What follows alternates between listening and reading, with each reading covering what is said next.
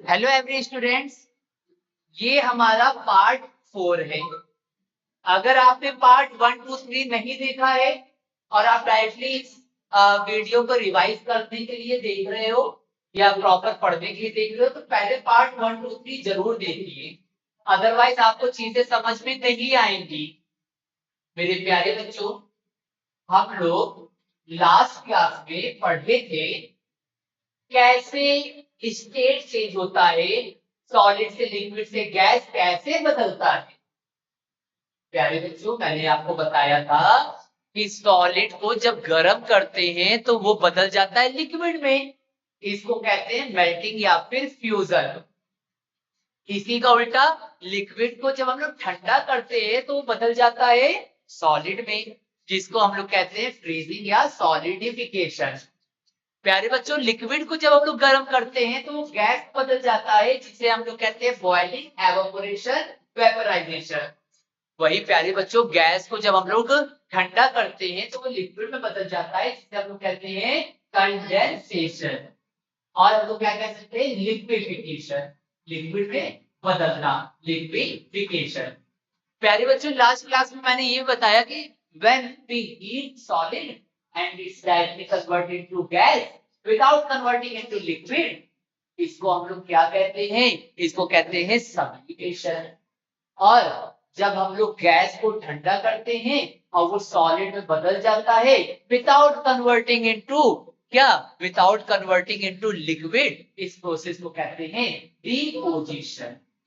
ये चीज बताने के बाद मैंने आपको बताया था क्या, मैंने बहुत डिटेल में सारी बातें किया था। मैंने आपको एक चीज और बताई थी, वो क्या था कि क्या अंतर है बॉइलिंग और एवापोरेशन के बीच। तो मैंने बताया था बॉइलिंग तब होगा जब लिक्विड को हीट किया जाए, पर एवापोरेशन जरूरी नहीं है कि लिक्विड को हीट किया जाए। फिर मैंने बताया था बॉइलिंग जो है एक पर्टिकुलर फिक्स टेम्परेचर पे होगा, पर एवापोरेशन किसी भी टेम्परेचर पे हो सकता है। मैंने बताया था कि जो बॉइलिंग है वो बल्क फिनोमेना है, यानी लिक्विड के सरफेस पे, बॉटम पे और मिडल में हर जगह पे पानी का उबाल आता है और हीट जो है वो होती है और आपका लिक्विड गैस में बदलता है। वही जो एवापोरेशन है उसमें क्या होता है, केवल सरफेस सरफेस पे होता है। एक कपड़ा है, उसको तुमने पानी में भिगोया, फिर उसको तुमने जो है छत पे रख दिया, पर तुमने उसे फैलाया नहीं है, उसको तुमने सब मोड़ मार के एक जगह पे रख दिया। अब ये बताओ, क्या अंदर का कपड़ा सूखेगा जल्दी? बस ऊपर का क्यों सूख जा रहा? एवापोरेशन सरफेस पे होता है और अंदर नहीं होता है। एक घड़ा होता है, एक मटका होता है, उसमें जो है माइक्रोस्कोपिक लेवल के छेद होते हैं, तो हम लोग को डायरेक्ट आइज से नहीं दिखते। तो उसमें क्या होता है, मटके से पानी बाहर आता है और धूप की वजह से पानी उड़ जाता है। वो ठंडा इफेक्ट यानी कूलिंग इफेक्ट देता है। पर ये बताओ, मटके का अंदर का पानी क्यों नहीं उड़ रहा है? क्योंकि एवापोरेशन सरफेस पे यानी बाहरी परत पे काम करता है। आया समझ में? ओके। फिर बॉइलिंग जो होता है उसमें कोई कूलिंग नहीं होती, उसमें तो हॉट किया जाता है, गर्म किया जाता है।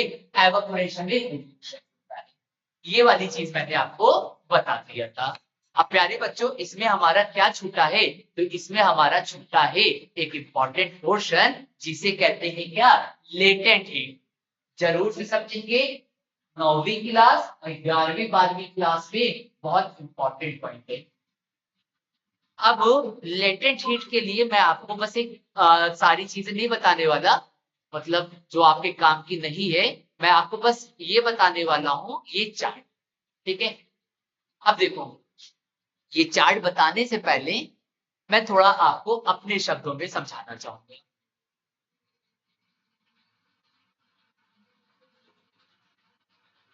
सो प्यारे बच्चों, देखो, ध्यान से समझिएगा, हम लोग एक नया टॉपिक पढ़ने जा रहे हैं, इसे कहते हैं लेटेंट हीट। ठीक है, मैंने एक ग्राफ का लाइन बनाया ये, अब मैंने एक बनाया, ठीक है।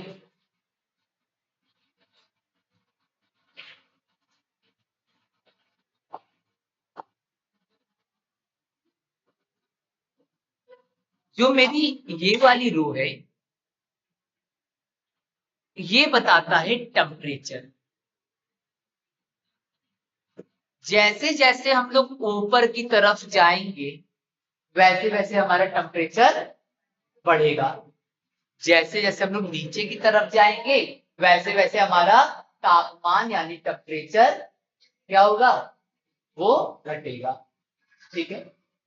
अच्छा, अब जैसे हम यहां से यहां जाएंगे तो हमारा सॉलिड फिर लिक्विड में बदलेगा, फिर गैस में बदलेगा। यानी यहां से यहां तक जाओगे तो आपका स्टेट चेंज होगा। आया समझ में? इतना समझे? नीचे से ऊपर जाएंगे तो टेम्परेचर बढ़ेगा और दाएं से बाएं जाओगे तो आपका जो स्टेट है यानी सॉलिड लिक्विड गैस वो चेंज होगा। प्लीज यहाँ ध्यान दीजिए, अगर आपका ध्यान कहीं और गया आप अपनी जिंदगी का एक इंपॉर्टेंट टॉपिक मिस कर दोगे। प्यारे बच्चों, मैंने जो है यहाँ पे एक चीज लिया जो कि कौन से स्टेट में रहेगी, सॉलिड। मैंने इसको गर्मी बढ़ा रहा है इसकी, यानी मैंने इसका टेम्परेचर बढ़ाया बढ़ाया बढ़ाया बढ़ाया बढ़ाया बढ़ाया बढ़ाया बढ़ाया बढ़ाया बढ़ाया बढ़ाया बढ़ाया बढ़ाया बढ़ाया और फिर जाकर मैंने देखा कि कुछ वक्त तक मैंने देखा कि कुछ वक्त के लिए क्या हुआ कि मेरा जो टेम्परेचर है वो बढ़ना घट गया और स्ट्रेट लाइन में गया। और इसके बाद क्या हुआ कि जो ये मेरा सॉलिड था वो इस पॉइंट पे लिक्विड में बदल गया। अब आप यहां नोटिस करिए तो आप देख रहे हो, कहां? आप देख रहे हो इस पोर्शन पे। क्या आपका टेम्परेचर बढ़ रहा है? नहीं। तो टेम्परेचर बढ़ना, टेम्परेचर मतलब गर्मी, गर्मी मतलब हीट, हीट यानी एनर्जी। तो यहां इस पर्टिकुलर पोर्शन पे एनर्जी बढ़ नहीं रही है। तो एनर्जी कहां जा रही है? एनर्जी यूज हो रही है जो सॉलिड के पार्टिकल करीब करीब है ना, इसको दूर दूर करने में, यानी हीट को क्या करने में, हीट एनर्जी यूज हो रही है क्या करने में, तो कहते हैं टेम्परेचर को, मतलब हीट एनर्जी यूज हो रही है स्टेट को चेंज करने में। मेरी बात समझ रहे हो? आप लोग देखो ग्राफ, देखो ग्राफ में बेटा आखिरी वर्ड बहुत ज्यादा नहीं पढ़ना, निकल जाएगी यहाँ से। पढ़ना है तो बैठिए please, you are disturbing me, आगे है जाके। ठीक है। तो प्यारे बच्चों, मैंने बोला कि एक पर्टिकुलर पोर्शन पे आप देख रहे हो टेम्परेचर नहीं बढ़ रहा है, यानी यहाँ पे एनर्जी गायब हो जा रही है, खो जा रही है, छुप जा रही है। क्या हो जा रही है? छुप जा रही है। छुपने का मतलब होता है लेटेंट। और क्या छुप रही है? हीट। लेटेंट हीट का मतलब होता है छुपी हुई एनर्जी, छुपी हुई हीट। यहां पे आपकी एनर्जी छुप जा रही है, किस लिए? स्टेट ऑफ मैटर को चेंज करवाने। इसके बाद पता है क्या होगा? इसके बाद जैसे ही आपका सॉलिड लिक्विड में बदल जाएगा तो फिर आपका ये ग्राफ ऊपर जाने लगेगा, फिर आपका ये ग्राफ ऊपर जाने लगेगा। और फिर एक वक्त ऐसा आएगा कि ये जो है फिर से स्ट्रेट हो जाएगा। और फिर आप यहां पे नोटिस करोगे जो आपका लिक्विड था वो यहां पास से बढ़ते बढ़ते यहां पास से ये यहां भी लिक्विड था पर यहां पे वो गैस में बदल गया इस पर्टिकुलर पॉइंट पे।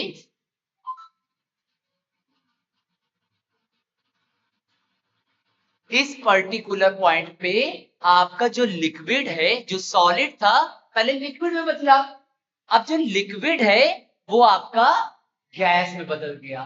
तो यहां पे क्या हुआ, यहां पे जो एनर्जी थी, यहां पे जो एनर्जी थी वो यूज हुई मैटर के स्टेट को चेंज करने में। मैटर की स्टेट को चेंज किया और जैसे ही मैटर के स्टेट चेंज हो गए तो ये वापस गया और ऊपर सीधे सीधे आप जा। तो प्यारे बच्चों, यहां पे यूज हो रहा है लेटेंट। क्या यूज हो रहा है बताइए, बोलिए कौन सी हीट? लेटेंट हीट का मतलब क्या होता है? छुपी हुई एनर्जी। कौन सी एनर्जी? छुपी हुई एनर्जी। ये छुपी एनर्जी यूज होती है मैटर के स्टेट को चेंज करने के लिए। ये छुपी हुई एनर्जी यूज होती है मैटर के स्टेट को चेंज करने में। यहां पे और यहां पे क्या हो रहा है? एनर्जी यूज हो रही है मैटर की स्टेट को चेंज करने में। तभी तो यहां पे पर्टिकुलर एरिया पे आप देख रहे हो टेम्परेचर आपका बढ़ नहीं रहा है। और जैसे ही मैटर का स्टेट चेंज हो गया तब ये फिर इसका हीट बढ़ने लगी। आया समझ में? तो प्यारे बच्चों, लेटेंट हीट का कॉन्सेप्ट आपको समझ में आया? लेटेंट हीट यानी छुपी हुई हीट जिसका यूज किया जाता है मैटर के स्टेट को चेंज करने में। अब प्यारे बच्चों, जो लेटेंट हीट होती है, जो लेटेंट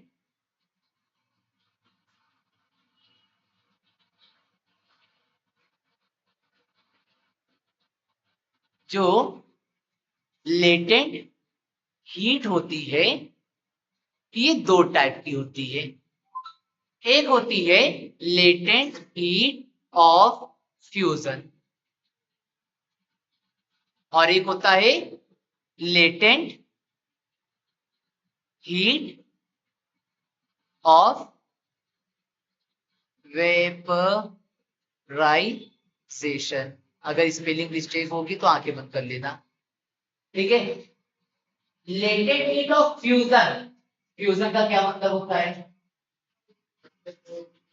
लिक्विड में बदलना यानी मेल्टिंग। यानी वो लेटेंट हीट जो सॉलिड को लिक्विड में बदलने में मदद करे, that latent heat are called as latent heat of fusion. और वो लेटेंट हीट जो कि लिक्विड को गैस में बदलने में मदद करे, that latent heat are called as latent heat of vaporization. आया समझ में आप लोगों को? अब एक बार हम लोग इसको समझते हैं जो हमारा यहाँ पे पोर्शन लिखा हुआ है। बस केवल अब हमें रीड करना है। क्या है? Latent heat of fusion. तो लेटेंट हीट ऑफ फ्यूजन यानी melting of a solid is equal to the heat in a joule required to convert 1 kg of solid at its melting point to liquid without changing its temperature। 1 kilo solid को liquid में बदलने के लिए कितना energy चाहिए बिना उसका temperature बदले, वही है लेटेंट हीट ऑफ फ्यूजन। ये इसकी डेफिनेशन आपको लिखा होगा। 1 kg सॉलिड को आपको बदलना है किसमें? लिक्विड में, बिना टेम्परेचर बढ़ाए, क्योंकि टेम्परेचर बढ़ेगा नहीं तो एनर्जी में यूज हो जाएगी किसमें? स्टेट चेंज करने में। इसी को कहते हैं लेटेंट हीट ऑफ फ्यूजन। ठीक है, आगे समझते हैं। The latent heat of fusion of ice, ice का लेटेंट हीट कितना होता है? 3.34 इंटू 10 की पावर 5 जूल पर केजी। तो आपका जो सॉलिड आइस थी उसको आप पानी में बदल रहे थे, तो उसमें कितनी एनर्जी यूज हो रही थी? कितनी लेटेंट हीट एनर्जी यूज हो रही थी? 3.34 इंटू 10 की पावर 5 जूल पर केजी। यानी 3.34 यानी 3.34 इंटू 10 की पावर 5 जूल हीट जरूरी होता है 1 किलो आइस को मेल्ट करने में। यानी 1 किलो बर्फ ले लो, उसको पिघलवाने के लिए ना, उसको मेल्ट करने के लिए 3.34 इंटू 10 की पावर 5 जूल एनर्जी चाहिए। जैसे दर्जन होता है, जैसे किलो होता है, वैसे जूल होता है। हर एक चीज की यूनिट होती है। ठीक है, क्या मैं बोलूंगा मुझे 1 लीटर कहते हैं बर्फ दो? नहीं, 1 किलो बर्फ दो। मैं कहूंगा मुझे 5 किलो कहते बनाना दो। 5 किलो बनाना क्या होता है? 5 दर्जन बनाना होता है। तो यूनिट होती है जूल, जो है एनर्जी की यूनिट होती है।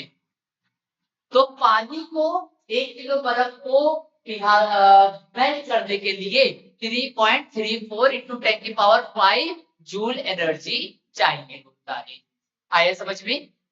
इसको याद रखिएगा। अब लेटेंट हीट ऑफ वेपराइजेशन क्या है? Latent heat of vaporization of a liquid is quantity of heat in joules of converting 1 kilo of liquid at boiling point to vapor gas without changing temperature। देखो, आपके पास कोई liquid था, आपने उसको तराजू में रखा तो आपको पता चल गया वो कितने किलो का था। आपने 1 किलो पानी लिया, 1 किलो पानी लिया। वो पानी को आपको क्या करना था? हाफ में बदलना था। 1 किलो, अरे तराजू में रखोगे तो किसी का भी वेट आ जाएगा। आपने पानी रखा, उसको आपने नापा, जब तक एक किसी का वेट आ गया आपने तो पानी नहीं लिया, उसके नीचे आपने हाथ लगा दी और उसको आपने हाथ में बदलने दिया। कितनी एनर्जी जरूरी है 1 किलो पानी को हाथ में बदलने के लिए बिना उसका टेम्परेचर बढ़ाए?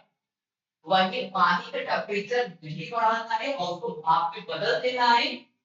कितनी एनर्जी चाहिए? वही है उसकी लेटेंट हीट, जिसे लेटेंट हीट ऑफ वेपराइजेशन या लेटेंट हीट ऑफ बॉइलिंग कह सकते हो। तो कितनी एनर्जी चाहिए 1 किलो पानी को भाप में बदलने के लिए? दैट इज 22.5 इंटू 10 की पावर 5 जूल पर केजी। 22.5 इंटू 10 की पावर 5 जूल पर केजी हमें एनर्जी की जरूरत है। इसलिए लिक्विड को गैस में बदल देंगे। अभी जो भी बच्चे नहीं समझेंगे और डाउट नहीं पूछेंगे, जब एग्जाम होगा मैं आपको पेपर दिखाता हूँ। ये मेरे हाथ में क्लास 10 का पेपर है जो मैं आज लेने वाला हूँ। हाँ, क्योंकि मैंने इसको कॉम्पैक्ट कर दिया। ठीक है, तो ऐसे में आप लोग का एक बच्चे का पेपर होगा। अगर आप लोग पेपर 2 पोर्शन में होगा, पहली बार मैं कॉपी में चेक करूंगा, आप लोग पेपर दोगे, मैं कॉपी चेक करके जैसे ही फाइनल होगा मैं वाई स्टार्ट करूंगा। मैं ओरल क्वेश्चन भी पूछूंगा, मैं रिटन पेपर भी दूंगा और ओवरऑल सारी चीजें आपके ग्रुप पे भेजूंगा। और जो भी बच्चा फेल होता है या जो भी बच्चे की नोट्स पूरी नहीं रहती है उसके पेरेंट्स से बताऊंगा, क्योंकि आपके पेरेंट्स ने हमसे उम्मीद किया है, हमें वो उम्मीद को पूरी करना है। हम आपको जान रहे हैं पर हम आपके पेरेंट्स के भरोसे को नहीं तोड़ सकते, जिसकी वजह से हाँ, जो बच्चा अच्छा करेगा एक बॉयज एक गर्ल्स को हम पार्टी, ठीक है, तो जो भी खाना हो तो वो, ठीक है, वादा। पर उस पे क्या है कि मिनिमम जैसे 10 क्वेश्चन है तो 10 में से 10 आने चाहिए, उसको माना जाएगा। मान लीजिए सारे बच्चे 0 ला दिया, कोई बच्चा 1 नंबर ला दिया तो वो नहीं जीतेगा। 100% रिजल्ट जो बच्चा ला दिया उसको मिलेगा अच्छा मार्क्स। जो मैं पढ़ाया उसके बाहर का एक शब्द नहीं आएगा, क्योंकि इसके बाहर का क्वेश्चन बन ही नहीं सकता है, क्योंकि इसमें हर एक टॉपिक को इतनी डिटेल में बताया गया है। प्यारे बच्चों, टेम्परेचर और हीट वाला मैंने बताया, यहाँ पे आप एक बार और देख लीजिए। तो आप देखोगे कि ये वाले पोर्शन पे सॉलिड था, पर यही सेम मटेरियल यहां पे लिक्विड में बदल गया।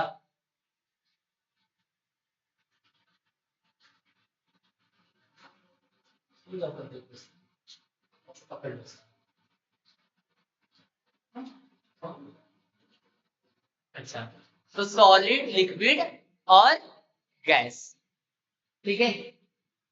आप देख रहे हो यहां पे और यहां पे टेम्परेचर में चेंजेस नहीं हो रहे, तो यहां पे टेम्परेचर का यूज हो रहा है मैटर के स्टेट को चेंज करने में। वो एनर्जी जो लिक्विड को गैस में या सॉलिड को लिक्विड में बदलने के काम आता है, that energy are called as latent heat. Okay, एक छोटे से कॉन्सेप्ट को मैंने इतनी देर इस वजह से पढ़ाया कि आप लोग का कॉन्सेप्ट हो क्लियर। अब प्यारे बच्चों, हमने अभी तक पढ़ लिया मैटर क्या होता है, मैटर के स्टेट्स, मैटर के कैरेक्टर, मैटर को इंटर कन्वर्ट कैसे करते हैं, इसके टेम्परेचर कैसे चेंज करते हैं। अब अगला पोर्शन है चेंज इन प्रेशर। सो प्यारे बच्चों, मैंने आपको एक पोर्शन बताना है अभी, वो क्या है कि कैसे मैटर का हम लोग प्रेशर चेंज करके हम लोग कैसे पता करें, मतलब कैसे उसका स्टेट चेंज करें। तो प्यारे बच्चों, इसके लिए क्या चाहिए होता है ना,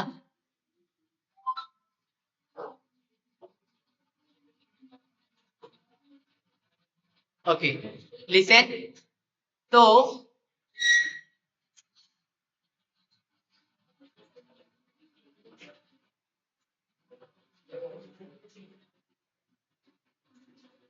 देखो, हम लेते हैं एक पिस्टन, यानी एक मैंने बीकर ले लिया।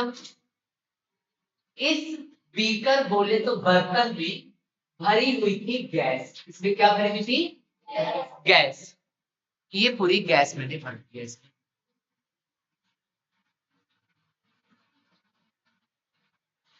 अब मैं क्या करूंगा, इसके टॉप पे मैं लगा दूंगा एक पिस्टन, यानी जैसे आपने देखा होगा सिरिंज देखा है ना, जिससे सुई लगाई जाती है।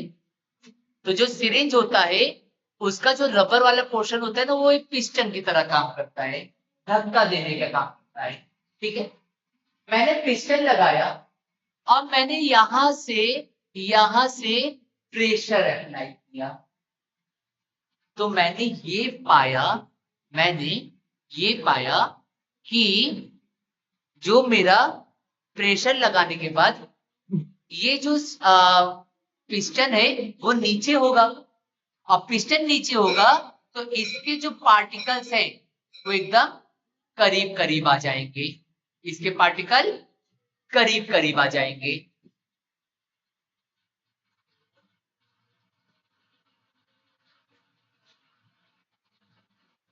और आप देख सकते हो कि इनके बीच में स्पेस बहुत ही ज्यादा कम हो गया।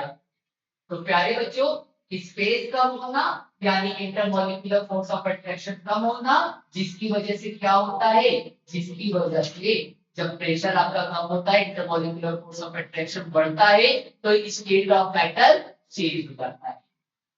तो प्यारे बच्चों, हमने प्रेशर अप्लाई किया और आपका जो गैस था वो लिक्विड में बदल गया। जो आपका सिलेंडर होता है उसमें एलपीजी गैस या सीएनजी गैस भरी जाती है। उसको अगर आप उठा के ऐसे ऐसे देखोगे ना, तो उसमें पानी की आवाज आएगी, पानी इस तरह से जाता है ना। पानी की आवाज क्यों आएगी, उसके अंदर तो गैस भरी है, मेनली वो बहुत ज्यादा प्रेशर पे है। When we apply pressure, जो मैटर का स्टेट होता है वो चेंज हो जाता है लिक्विड से और गैस से लिक्विड, और जब वो बाहर निकलता है तो प्रेशर से वो आजाद हो जाता है और वो वापस अपने ओरिजिनल फॉर्म में आता है। प्यारे बच्चों, कल की क्लास में आप लोगों को दो चीज पढ़ाई जाएगी। पहला ये माइंड मैप, ठीक है, और दूसरा हिंदी मीडियम के बच्चों की नोट्स। कल की क्लास फाइनल क्लास होगी, उसमें हम लोग एक से ज्यादा पीरियड्स लेना होगा तो लेंगे, पर इसको हम लोग फाइनल। होप आप सभी बच्चों को आज की क्लास समझ में आई होगी। कल ये चैप्टर प्रॉपर खत्म होगा और ये पूरे चैप्टर्स में से कुछ भी क्वेश्चंस आ सकते हैं, तो please be ready for your exam या टेस्ट। ओके, और आपके जो यूनिट टेस्ट होगा उसमें भी ये चैप्टर आएगा। Okay, thank you everyone. Class dismiss, आप क्लास में जा सकते हैं।